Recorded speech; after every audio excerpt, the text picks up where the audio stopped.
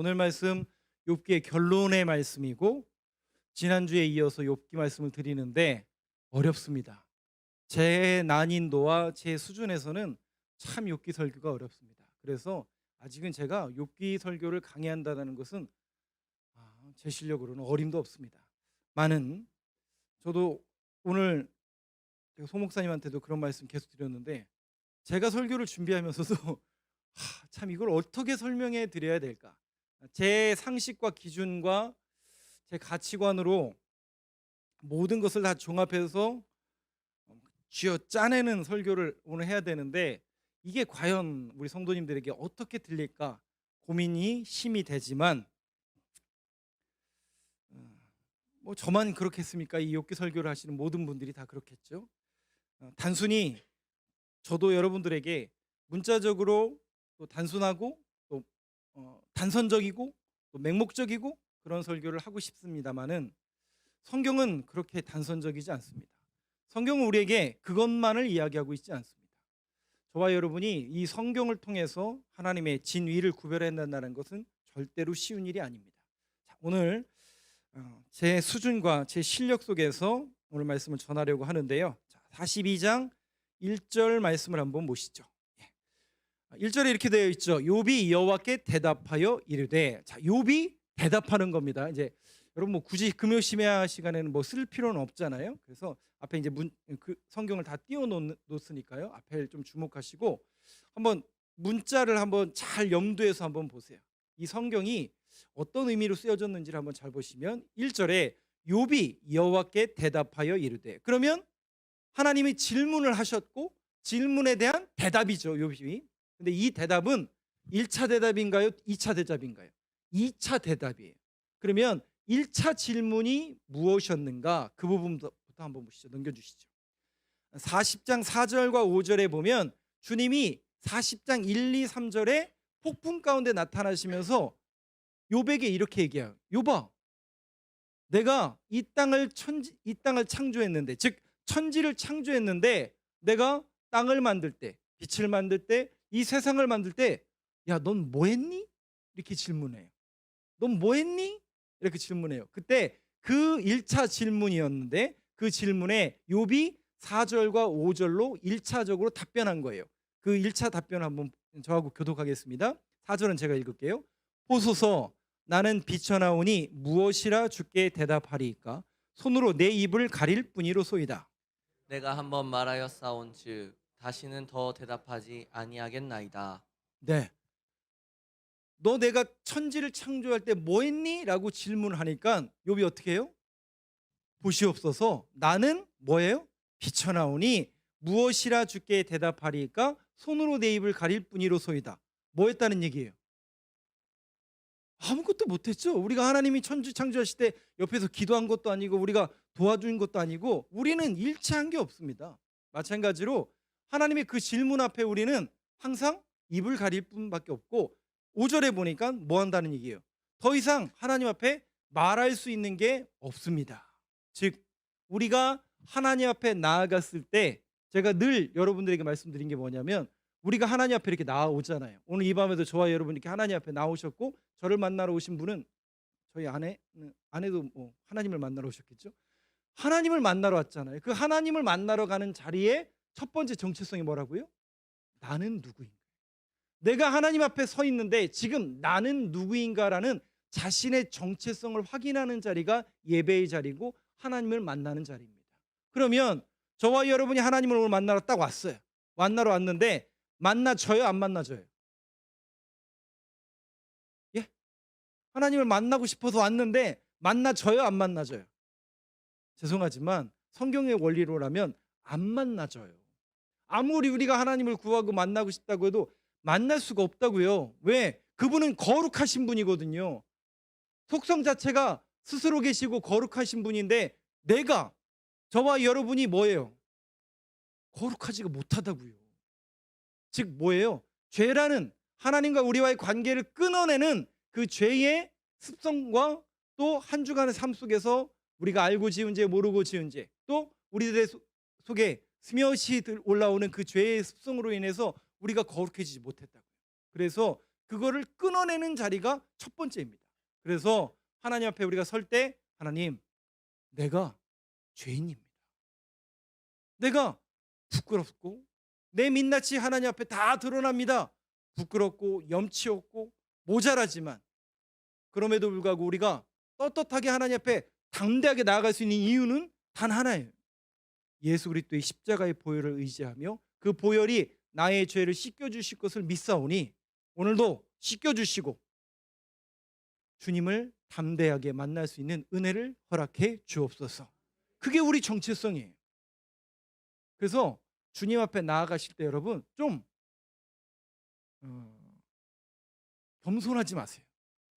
겸양 떨고 겸손 떨지 마시고요. 하나님을 만나는 일이라면, 하나님을 예배하는 자리라면, 하나님을 향한 그 자리라면 여러분들이 좀 자존심을 좀 올리시고 뻣뻣하더라도 어떻게 뭐 저 사람은 저렇게 나갈 수 있냐? 그런 거 여러분 다 무시하시고요. 하나님을 만나는 자리라면 정말 담대하게 나아가는 저와 여러분이 되길 간절히 소망합니다.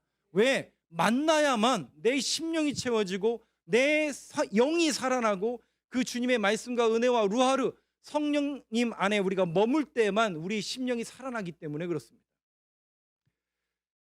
그 정체성을 확인하는 자리가 하나님을 만나는 자리예요. 그러니 우리는 하나님 앞에 오늘도 만나러 왔는데 뭐 할 수밖에 없어요. 죄인입니다. 내 입을 가릴 뿐입니다. 하나님, 내가 이 세상에서 이렇게 살았고 저렇게 살았고 이것도 잘하고 저것도 잘하지만 하나님 보시기에 너무나 미약하고 미천하고 부족한 존재입니다라는 자기 정체성을 확인하는 자리가 이 자리이고, 오늘 욥이 4절과 5절에 있는 말씀 속에서 나는 하나님 앞에 아무것도 아닙니다. 미천한 존재입니다. 부족한 존재입니다. 내가 뭐라고 주님께 말하겠습니까? 이렇게 고백하고 있다는 거죠. 자, 여기서 제가 쉽지 않다고 그랬어요. 욥기는 단순히 요거 하나만을 이야기하고 있지 않아요. 이 부분 속에서 한번 우리가 생각해 봐야 될 문제가 하나 있어요.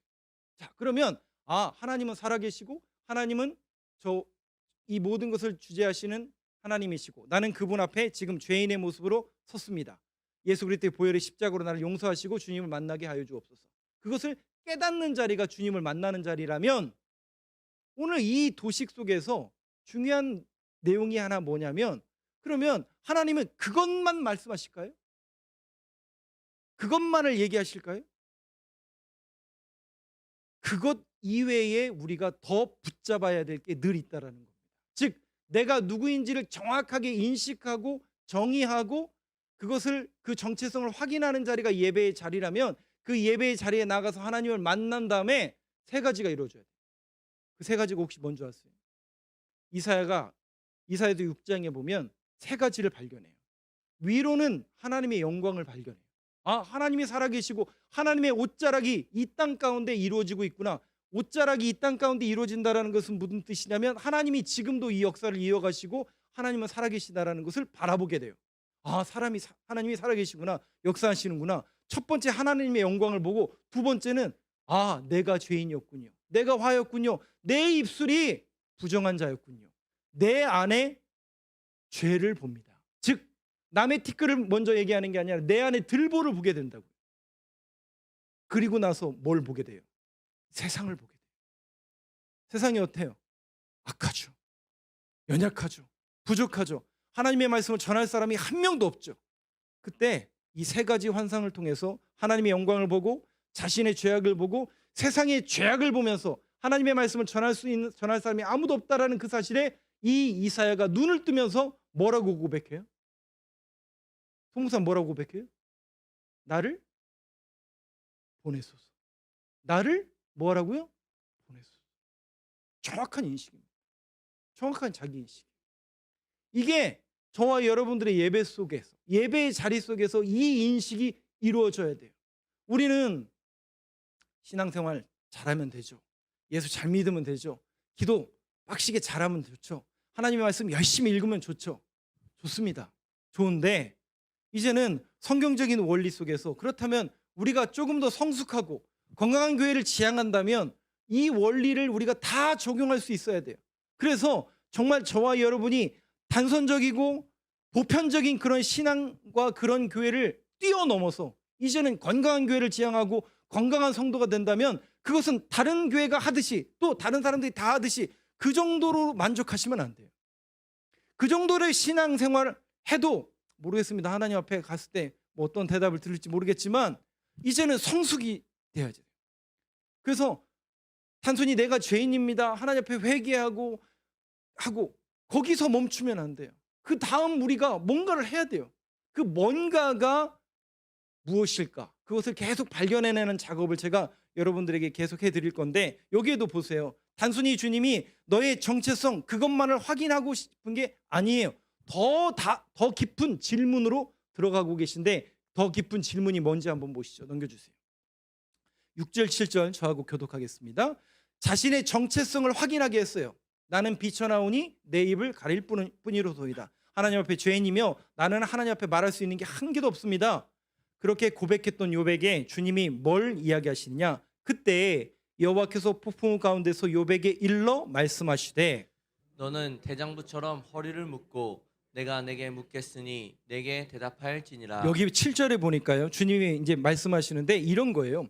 허리를 묶고 왜 허리를 묶었냐면 허리띠를 묶는 거잖아요. 그 당시는 파자마 같은 원피스를 남자들이 입으니까 허리를 묶는 거죠. 일어나는 거죠. 일어나서 어디를 가는 거죠.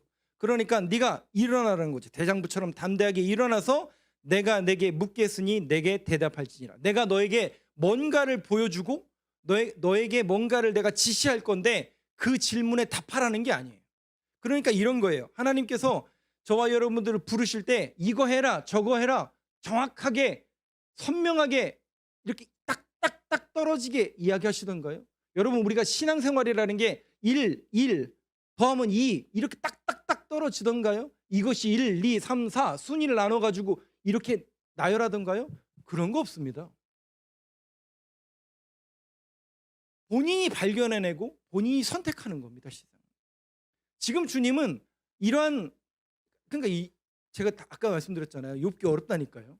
근데 어려운데 뭐가 어렵냐면 하나님이 지시하면서 이거 해라 저거 해라 이야기하시면 얼마나 좋겠어요. 저와 여러분들의 인생 속에서 너는 목사해라 선교에서 해라 이거 해라 정확하게 저분도 지금 고민하고 계신데 신학생들은 항상 고민을 해요. 앞으로 내가 어떤 사역을 해야 될까 하나님 늘 가르쳐 주세요. 우리 지수 선생님도 시작했고 뭐 이거 다 그렇잖아요. 다 이 사역자들이 항상 헷갈린다고요. 하나님이 뭘 원하시는지 나를 통해서 목사가 되길 원하시는지 선교사가 되길 원하시는지 이거랑 그걸 놓고 늘 기도한다고요. 그때 하나님이 딱 나타나셔가지고 정확하게 글자로 써주시면 얼마나 좋겠어요. 그럼 가면 되잖아요. 근데 그게 아니라고요. 그런 일이 안 벌어진다고요. 오늘 욥기도 마찬가지예요. 근데 중요한 건 뭐냐면 하나님이 뭔가를 보여주신대요. 그러니 너는 대장부처럼 담대하게 서라는 거죠. 저와 여러분이 성경 공부를 왜 해야 되는 줄 아세요? 성경을 통해서 하나님이 뭔가 하나님의 교회와 저와 여러분들의 인생 속에서 요구하시고 성취하시고 이루시길 원하는 그 일이 있어요. 그 일이 무엇인지 저도 잘 몰라요. 그리고 여러분들도 목사님도 모르는데 그렇겠죠. 그런데 분명한 건 뭐냐면 하나님의 비전이라고 하잖아요. 계획이라고 하잖아요. 그 교회를 왜 세우셨겠어요? 이 땅에 여러분 교회 왜 세웁니까? 그 안에서 신앙생활하는 분들만 잘하게 그런 거 없습니다, 여러분. 교회를 세우신 분명한 목적이 있어요. 그리고 저와 여러분들을 예수 믿는 사람으로 이 교회를 보내신 분명한 목적이 있다고요. 그 목적을 알아가는 작업이 뭐냐면 성경을 통해서 알아가는 거예요. 오늘도 욥도 그 이야기를 하는 거예요. 근데 하나님이 단선적으로 딱딱 집어서 얘기해 주는 게 아니라 고대 언어 속에서 수사법이에요. 계속 질문하고 답하고 티키타카라고 하잖아요. 하나님이 뭔가 질문해요. 뜬구름 잡는 질문처럼 해요. 야, 너 내가 천지창조할 때 너 뭐 했니? 라면 질문하면서 또 대답하고 이게 티키타카로 한다. 이러면서 뭘 하게 하냐면 지혜로운 사람이 되어 그러니까 뭔가 원초적인 진리를 발견하게 한다고요. 그러니까 욥기가 어렵다니까요. 단선적으로 딱 이거 아니면 이거 그냥 뭐 레위기나 출애굽기처럼 이거 해라 말아라 이렇게 이야기하시는 게 아니라 그런 수사법과 질문을 통해서 뭔가를 도출해 간다고요. 그러니까 그걸 발견해내면 성경이 진짜 재밌거든요. 욥기라는 말씀을 어떤 분이 저한테 그 욥기를 읽고 그 피드백을 준 게 있는데 욥기야말로 정말 진리의 책이고 욥기가 정말 너무 재미있습니다라고 글을 쓰셨는데 제가 너무 깜짝 놀랐어요. 저도 욥기가 너무 어렵거든요. 그분은 그 진리를 발견하시고, 그러니까 그분은 너무 욥기가 재밌는 거예요. 마찬가지입니다. 그런 도식이 지금 계속 이 질문 속에서 이어지는데, 지금 욥에게 7절에 분명히 하나님이 너에게 엄청난 걸 보여줄 테니까 너 대장부처럼 담대하게 서라고 하면서 40장과 41장에 두 가지를 보여주세요. 엄청난 걸 보여주시는데 그게 뭐냐?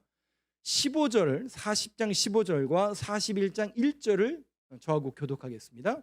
이제 소같이 풀을 먹는 베헤못을 볼지어다. 내가 너를 지은 것 같이 그것도 지었느니라. 내가 낚시로 리워야단을 끌어낼 수 있겠느냐? 노끈으로 그 혀를 맬 수 있겠느냐? 이렇게만 보면 이게 도대체 또 무슨 말인지 잘 모르겠죠? 이런 겁니다. 하나님이 네가 대장부처럼 담대하게 서라. 내가 너에게 엄청난 걸 보여줄게 라고 하면서 보여준 게 두 개예요. 뭐하고 뭐를 보여줘요? 베헤못이라는 것하고 리워야단을 보여줘요. 베헤못이 뭘까요? 리워야단은 뭘까요? 이게 영어 성경을 보면 아는데요, 하마와 악어예요. 근데 이 베헤못과 리워야단은 고대 사회에서 나오는 엄청나게 힘이 세고 힘이 세고 인간은, 그러니까 피조물인 인간이 감당할 수 없는 엄청난 그런 거대한 동물을 말하는 겁니다. 베헤못, 리워야단. 그러면 왜 이걸 보여주실까요? 우리가, 욥이, 또 우리 인간이 이 베헤못과 리워야단을 이길 수 있다는 얘기예요, 없다는 얘기예요? 없다고요? 그렇죠. 악어랑 싸워봐야 뭐 이길 확률이 별로 없고, 하마랑 우리가 붙어봐야 뭐 별로 이길 확률은 없죠, 당연히. 그러니까 이길 수 없다라는 그런 전제 속에서 살아가는 인생들에게 하나님께서 요구하시는 게 뭘까? 근데 여러분, 이게 하나님이 지으셨잖아요. 베헤못과 리워야단을 언제 지으셨을까요? 당연히 천지를 창조하실 때 지으셨겠죠. 분명히 천지를 창조하실 때 하나님이 우리 인간에게 하신 그 명령이 있었는데, 그 명령 한번 보여주시죠. 창세기 1장 28절입니다. 한번 같이 읽겠습니다. 시작.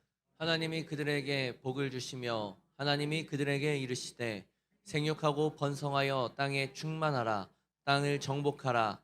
바다의 물고기와 하늘의 새와 땅에 움직이는 모든 생물을 다스리라 하시니라. 이거 뭐죠, 여러분? 아까 우리 베헤못과 리워야단은 피조물로서 이길 수 없다고 그랬잖아요. 근데 분명히 창세기에 하나님께서 이것을 만드실 때에 어떻게 하라고요? 다스리라. 그러면 우리가 다스리고 있다는 얘기예요? 못 다스리고 있다는 얘기예요? 못 다스리고 있다는 거죠. 이겁니다, 여러분. 우리가 이 세력 앞에 늘 꼬꾸라지고 넘어지잖아요. 여러분, 한 주간 월요일부터 금요일 여기 이 저녁까지 이렇게 살아오시면서 우리 힘들었잖아요, 그렇죠? 우리 특별히 직장 다니시던 분들 많이 있고, 한 주간 정말 피곤하고, 또 그 직장이나 또 삶의 자리나 또 학교나 또 모든 자리에서 그 사람 있잖아요, 그 사람. 네, 마치 베헤못과 같고 리워야단 같이 생긴 사람들 있잖아요. 저 사람만 없으면, 그런 사람들 있잖아요. 뭐 없으면 다행이고요. 근데 저는 항상 있었어요. 정말 저 사람만 없으면 잘할 것 같고, 저 사람만 없으면 신앙생활 잘할 것만 같은 사람이 항상 있더라고요. 그런 존재들이 베헤못과 리워야단. 그런데 주님은 분명히 우리에게 뭐라고 말씀하시냐면 모든 생물을 다스리라. 근데 우리가 항상 기가 죽어 있어요. 걔는 강하니까, 걔는 원래 골리앗이니까, 걔는 어차피 적수가 안 돼, 나는 상대가 안 돼, 그냥 이렇게 밑에 깔고 들어간다고요. 어때요, 여러분? 여러분들은 어떠세요? 세상이 안 돼, 세상이 우리의 실력으로 안 돼, 이렇게 우리가 밑에 벌써 깔고 들어간다고요. 지금 욥에게 주님이 그걸 말씀하시는 거예요. 너희들을 향한, 인간을 향한 하나님의 경영과 하나님의 원리는 뭐였냐면 그 모든 생물을 다스리는 거예요. 여기 다스린다라는 뜻은 경영이에요. 이 땅을 경영하라고 하나님께서 맡겨주셨는데 그 일을 인간이 감당하고 있다는 얘기예요, 못하고 있다는 얘기예요? 죄송하지만 못하고 있다는 얘기예요. 그러면 이게 이 밤 욥기와 또 이 말씀을 대하는 저와 여러분들에게 어떤 메시지로 다가와야 될까? 저는 너무나 소스라치게 이 말씀을 듣면서 놀랐어요. 제가 이 말씀 속에서 굉장히 큰 인식 세계가 깨어진 게 뭐냐면 이런 거예요. 제가 신앙인으로서 도무지 해결되지 않은 문제가 하나가 뭐였냐면 구원에 대한 문제였어요. 그래서 저는 세상이 너무 좋았어요. 그래서 세상이 너무 좋아서 세상적으로 살고 싶고, 왜 이 좋은 세상 속에서 왜 내가 예수를 믿어야 되고, 왜 내가 교회를 이렇게 다녀야 되고, 왜 내가 목사가 되어야지, 라는 그 질문 속에서 늘 살아가고 있습니다. 목사님 그러세요? 저는 그랬어요. 답이 없더라고요. 누가 제시해 주지 못해요. 기도 열심히 하면, 성령 받으면, 은사 받으면 네가 기도하지 않았으니까. 늘 제 주변에는 그렇게 말씀하셨어요. 야, 네가 열심히 하지 않으니까 목사도 안 되고 능력도 없고 실력도 없고 그런 거지. 늘 제 주변에는 그거 이상으로 저한테 동의가 되는 얘기를 해주는 사람이 거의 없었어요. 항상 그런 식이었어요. 저도 이해가 되지 않았어요. 내가 기도하지 않아서 그런 건가? 그때 저한테 더 충격적인 한 사람이 있었어요. 그게 누구냐면, 제가 청소년부 시절을 유성감리교에서 다녔는데, 이거 실명 유튜브 나가면 안 되는데, 그분이 있었어요. 그 학생 회장이었는데 3년 내내 그 여학생이었는데 신실한 학생이었어요. 근데 그 친구를 신학교 대학 다니다가 나중에 이제 접해서 그 친구에 대한 얘기를 듣고 제가 너무 낙담이 돼가지고 정말 목회를 포기할 뻔했어요. 왜냐하면 그 친구는 너무 신실한 여학생이었고, 그 수많은 학생, 저희 때만 해도 몇백 명이 있었으니까 수많은 학생 중에 항상 1등으로 신앙인이었어요.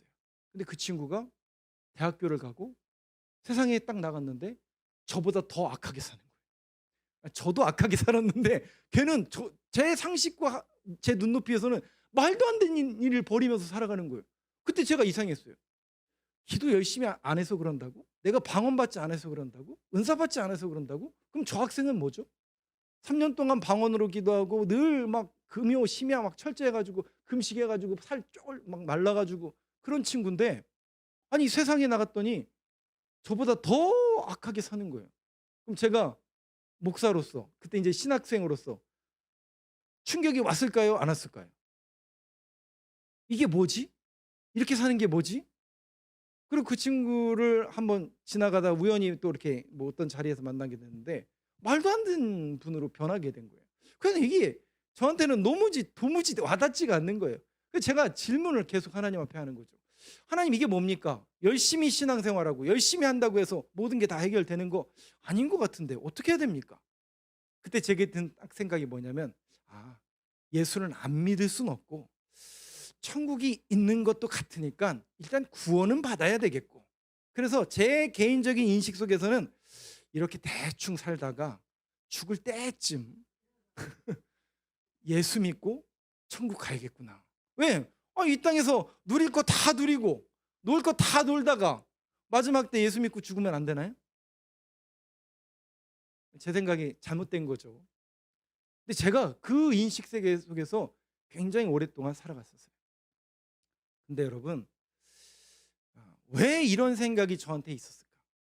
근데 여러분, 비단 제가 드린 이 말씀이 지금 제 개인적인 얘기가 여러분들에게는 어떻게 들리시나요? 이거 좀 제가 피드백을 좀 받아봐야 될 텐데, 이게 이제 동의가 되는 분도 있고 그렇지 않은 분도 있고 너만 그런 거야라고 생각하시는 분도 분명히 있을 겁니다만은, 제 주변에 있는 친구들은 그렇게 생각하는 친구들이 많이 있었어요.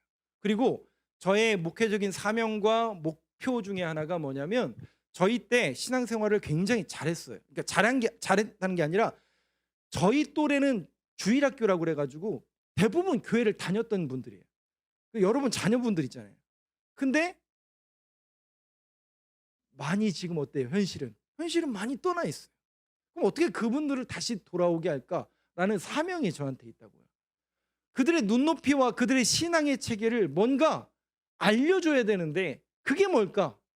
저처럼 이 땅에서 모든 걸 누리다가 죽을 때 아멘 예수님 나를 받아주옵소서 라고 죽으면 얼마나 편할까라고 생각하는 친구들이 얼마든지 많다고요.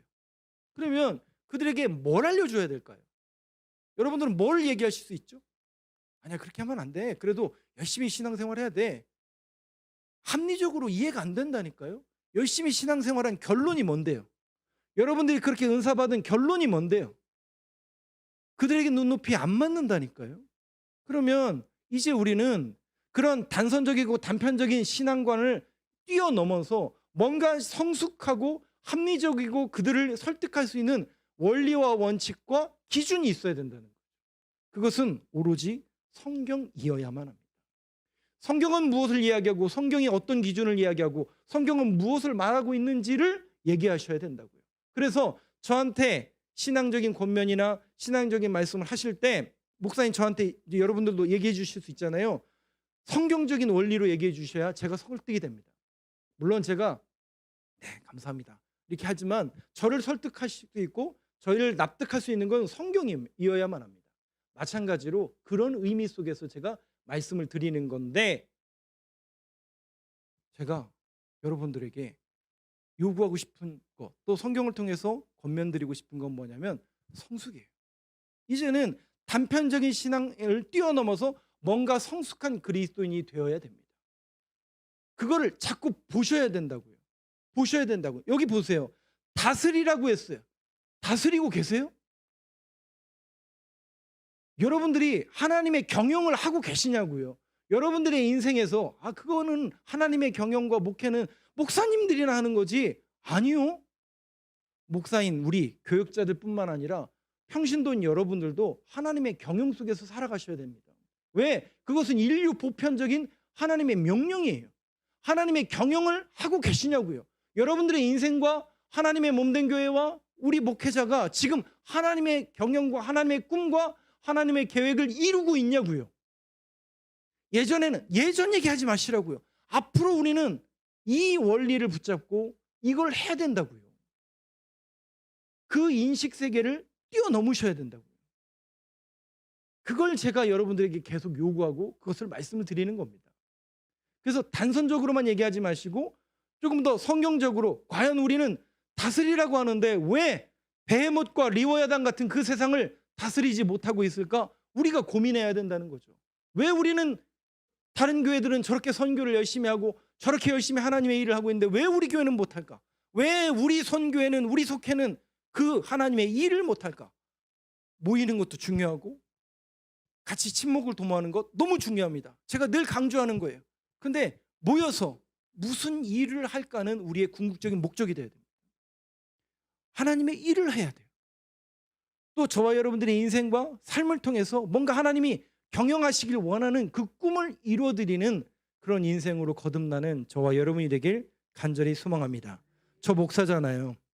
저는 분명히 하나님 앞에 서게 됩니다. 여러분들도 서겠죠. 그때 하나님은 저한테 책망하실 거예요. 여러분들에게 책망하지 않아요. 여러분들에게 너 뭐 하다 왔냐? 그러면 목사님이 하라는 대로 하다 왔네요. 그러면 끝나요. 근데 저는 여러분들에게 이 사실을 가르치지 않고 하나님의 경영과 하나님의 나라와 비전과 계획을 가르치지 않으면 직무유기라고요. 왜? 목사니까. 목사로서 직무유기라고요. 그래서 저는 가르쳐야만 해요. 그 하나님의 나라와 비전과 경영에 눈뜨기 시작한 욥이 비로소 어떤 인식 세계로 변해가는지를 여러분 한번 주의 깊게 2절부터 한번 보시죠. 넘겨주세요. 2절 한번. 아까 2절 읽었는데요. 한번 같이 한번 읽겠습니다. 시작. 주께서는 못하실 일이 없사오며 무슨 계획이든지 못 이루실 것이 없는 줄 아오니. 하나님의 경영, 하나님의 계획, 하나님의 뜻에 대한 비전이 열리니까요. 2절 잘 보세요. 주께서는 못하실 일이 없사오며 무슨 계획이든지 못 이루실 것이 없는 줄 아오니. 이 욥의 인식 세계가 하나님의 계획에 눈뜨기 시작한 거예요. 얼마나 더 뜨는지 한번 보시죠. 3절 한번 보시죠. 같이 읽겠습니다. 시작. 무지한 말로 이치를 가리는 자가 누구니이까? 나는 깨닫지도 못할 일을 말하였고 스스로 알 수도 없고 헤아리기도 어려운 일을 말하였나이다. 여기 보면 3절에 보면요. 무지한 말로 이치를 가리는 자가 누구니까? 이것은 실상 원래 하나님이 38장에서 나타나셔서 가장 먼저 하신 그 말씀을 인용한 거예요. 넘겨주세요. 38장 2절 말씀을 욥이 지금 인용한 건데 2절 말씀 한번 같이 읽겠습니다. 시작. 무지한 말로 생각을 어둡게 하는 자가 누구냐? 여기 여기 생각이라는 단어가 있잖아요. 무지한 말로 생각, 이 생각이라는 단어가 바로 하나님의 경영, 하나님의 이치, 애차라는 단어를 썼어요. 애차라. 우리가 알고 있는 think가 아니라 애차라는 히브리어를 썼는데 이 단어가 뜻이 뭐라고요? 경영, 하나님의 경영, 하나님의 계획, 하나님의 운영을 어둡게 하는 자가 누구냐? 무슨 말로요? 무지한 말로. 하나님의 경영, 하나님의 뜻도 모르면서 하나님은 이런 분이야, 하나님은 원래 이런 분이야. 계속 여러분 욥기 우리가 앞에 부분에 보면 새 친구들이 와서 계속 이야기하죠. 그 이야기가 뭐예요? 권선징악이잖아요. 권선징악이 뭐예요? 선을 행하면 복을 받고, 죄를 행하면 벌을 받는다. 물론 신문대로 거둔다. 그 말도 우리 갈라디아서에도 있지만 그것이 단편적으로 신앙생활에 모든 것을 다 적용하기 한다는 것은 쉬운 건 아닙니다. 예를 들어볼까요? 성경에도 보면 이해가 되지 않는 그런 구절들이 있고 세상 사람들의 모든 보편적인 기준이라고요. 하나님을 몰라도 보편적으로 사람들은 권선징악의 생각을 갖고 있어요. 그 구절을 하나 보여드릴게요. 넘겨주세요. 사도행전 28장 4절 한번 보겠습니다. 같이 읽겠습니다. 시작. 원주민들이 이 짐승이 그 손에 매달려 있음을 보고 서로 말하되 진실로 이 사람은 살인한 자로다.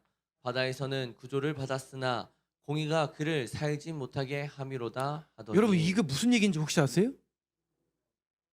그렇죠. 예, 감사합니다. 아유, 성경 지식 뛰어나서 감사합니다. 사도 바울이 마지막으로 이제 붙잡혀서 로마로 재판을 받으러 가다가 배 타고 가다가 유구라굴로라는 광풍을 만나가지고 배가 파산할 뻔했는데 파산하게 되죠 결국. 그러다가 멜리데 섬에 이제 구조가 됩니다. 근데 그 멜리데 섬에 구조가 됐는데 그 불을 펴놓고 있는데 그 불 속에서 갑자기 뱀이 튀어나와서 사도 바울의 손을 문 거예요.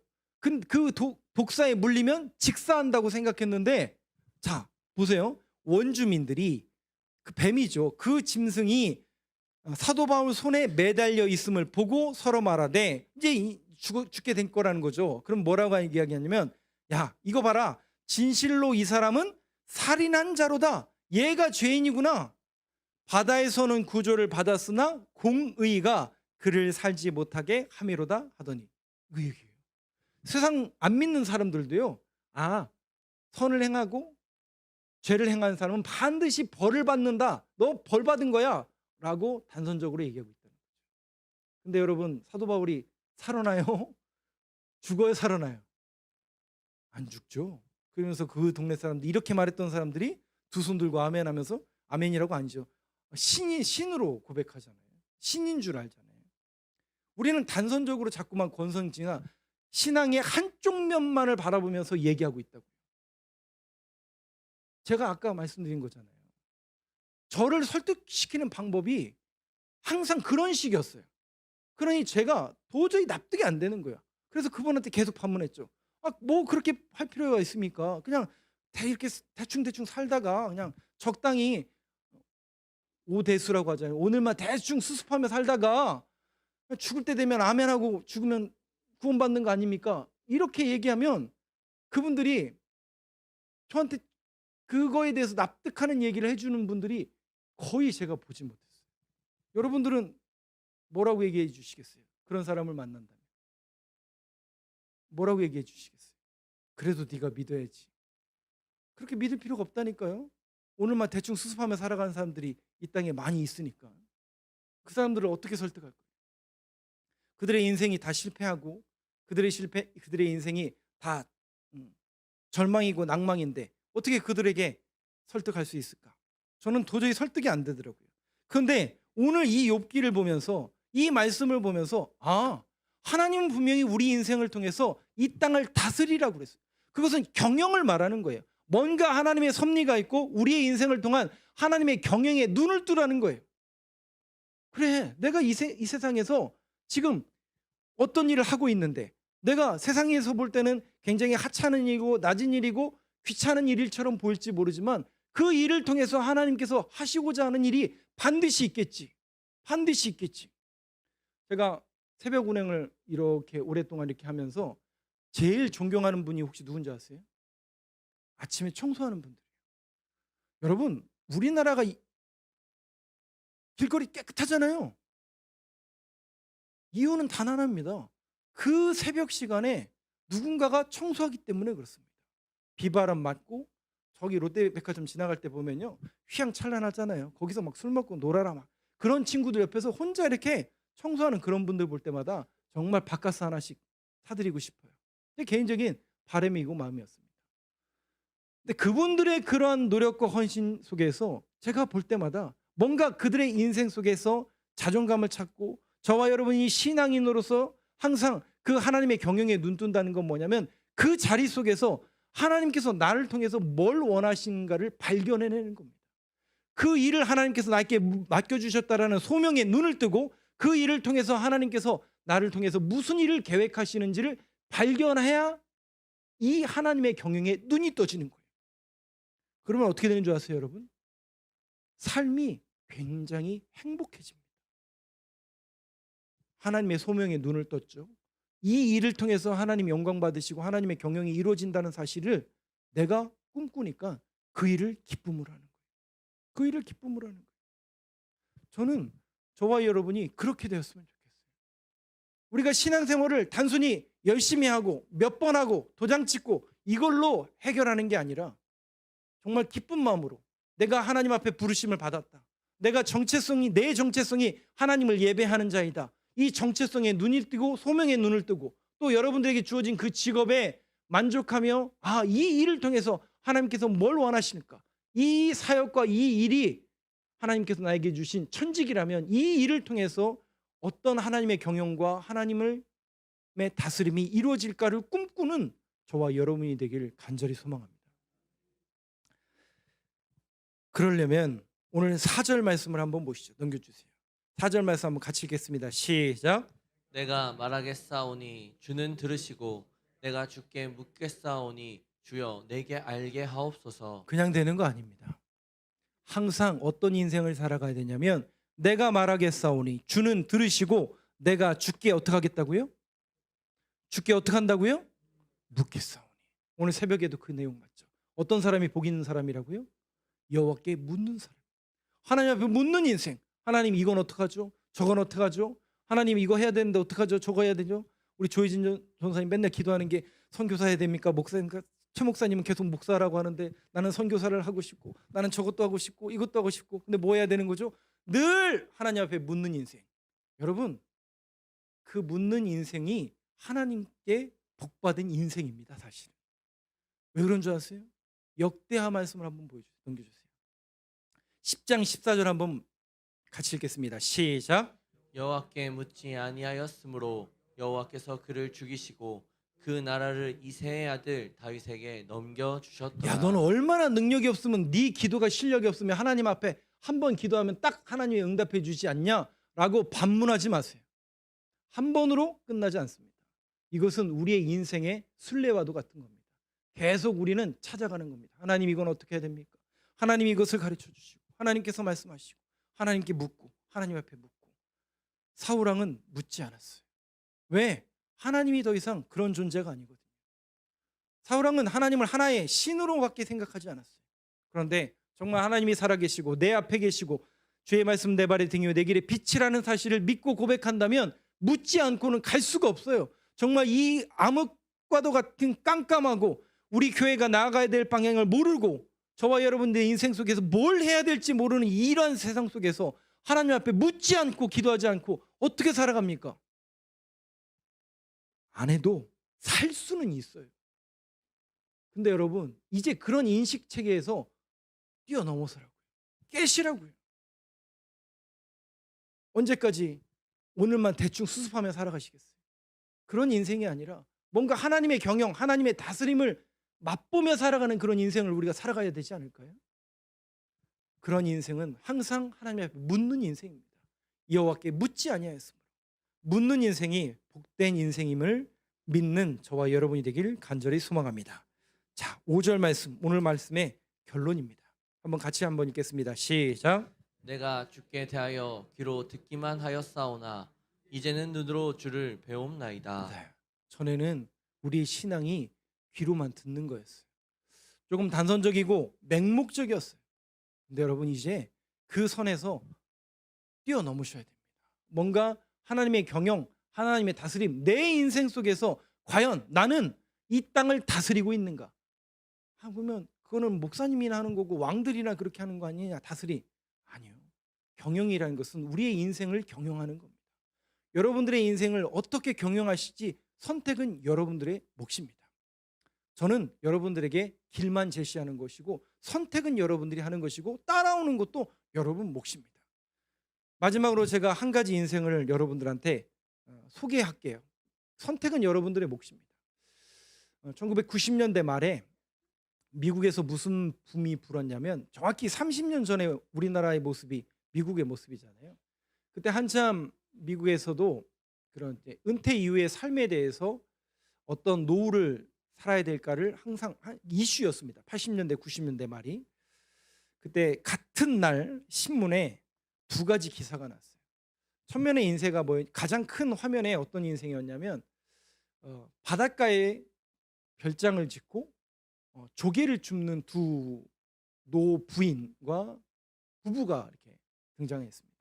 그러면서 노후에 별장을 잘 바닷가 앞에다 짓고 아름다운 조개를 주우면서 사는 인생.